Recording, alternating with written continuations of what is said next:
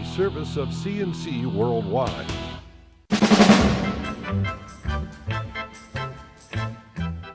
CNC Podcasts are a service of CNC Worldwide and brought to you by the Greece Chamber of Commerce, providing more than 800 member companies with business solutions since 1984. 2 Rochester men died over the span of a couple of hours Wednesday, shot in 2 separate incidents. The first was about 5 p.m. after a fight outside an auto repair shop near the corner of Lyle and Plymouth Avenues. The 29-year-old victim died at Strong Memorial Hospital.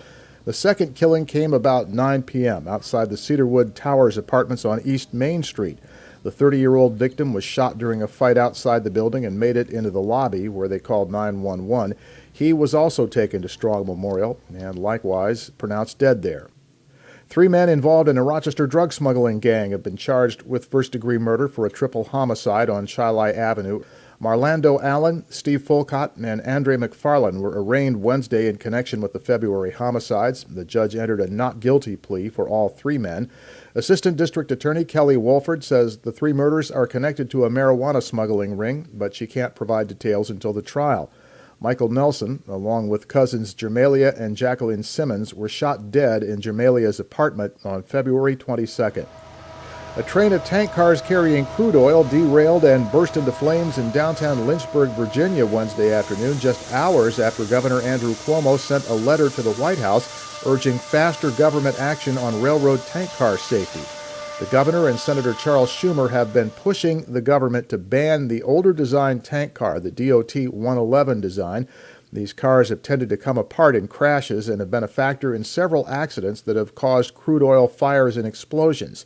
Trainloads of these cars regularly cross New York, carrying North Dakota crude oil to eastern refineries, passing right through Buffalo and the middle of Rochester and Syracuse.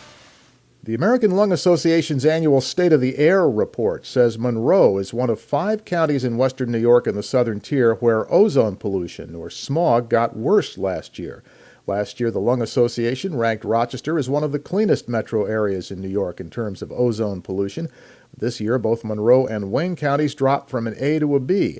The good news is that most of New York cut the amount of particulate pollution, or soot, in their air compared with last year, and that's confirmed by the State Department of Environmental Conservation, which says all of New York now complies with federal air quality standards for soot. Former Greece police chief Merritt Ron is being sued by the attorney who defended him against evidence tampering and official misconduct charges. Lawyer John Parinello claims Ron owes him close to $70,000 for his work on the trial in 2010. Ron was found guilty. He served more than 2 years in prison before being paroled in 2012. He filed for bankruptcy last year. An invited audience, mostly youth who got free tickets through the Monroe County Youth Bureau, got to take an advanced look Wednesday night at The Amazing Spider-Man 2. Lieutenant Governor Bob Duffy and Monroe County Executive Maggie Brooks were at the theater, too. One of the film's extended action sequences was filmed a year ago in downtown Rochester. Your next CNC podcast is whenever you click on one of these pages and catch one. We post updates, text as necessary. I'm Bud Lowell, CNC News.